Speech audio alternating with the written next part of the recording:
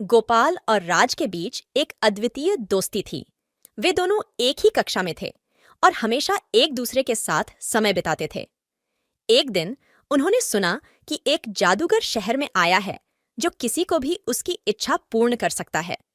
गोपाल ने उसे बताया, हमें एक अपनी इच्छा पूर्ण करने का मौका मिला है। तो राज ने उत्साहित होकर कहा, चलो हम जादूगर के पास चलें। जादूगर के पास पहुंचने पर वे उससे अपनी इच्छा पूर्ण करने का आग्रह करते हैं। जादूगर ने कहा, मैं तुम्हारी इच्छा पूर्ण कर सकता हूँ, लेकिन एक शर्त पर। और गोपाल ने उससे पूछा, कौन सी शर्त है? जादूगर ने हंसते हुए कहा, तुम्हें एक और दोस्त को चुनना होगा जिसे मैं भी एक इच्छा पूर्ण करूंगा। राज और गोपाल ने एक दूसरे को देखा और एक साथ बोले। हम एक दूसरे को चुनते हैं। जादूगर हंसते हुए उनसे कहता है, ठीक है, लेकिन यह याद रखो कि इच्छा पूर्ण होगी, लेकिन तुम्हें देना भी होगा। गोपाल और राज ने स्वीकार किया और अपनी इच्छा बताई। जादूगर ने एक चमचमाती बोतल उनके सामने रखी और कहा, जब तुम इसे खोलोगे तुम्हारी इच्छा पूर्ण हो जाएगी। गोपाल और राज ने खुशी खुशी बोतल खोली और तत्पश्चात देखा कि एक छोटा सा जिन उनके सामने खड़ा है।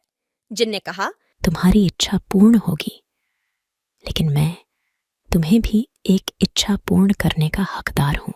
राज ने चिंता से कहा, पर हमने तो सिर्फ एक ही इच्छा मांगी थी। जिन ने हंसते हुए उत्तर दिया, हाँ, लेकिन तुम्हारी इच्छा के लिए तुम्हें कुछ देना भी पड़ेगा। गोपाल ने राज को देखा और कहा, हमें कुछ बड़ा नहीं होने वाला, हमारी इच्छा देनी पड़ेगी।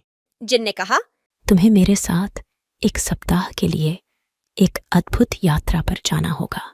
गोपाल और राज ने एक दूसरे को देखा और मुस्कुराए।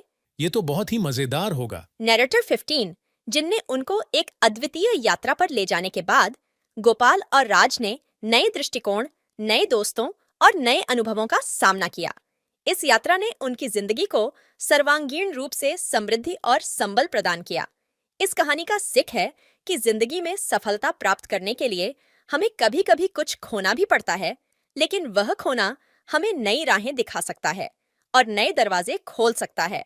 यह भी बताता है कि इच्छा पूर्ण होने के लिए हमें कुछ देना पड़ सकता है, लेकिन वह देना हमें अद्भुत और सात्विक अनुभवों को प्राप्त करा सकता है।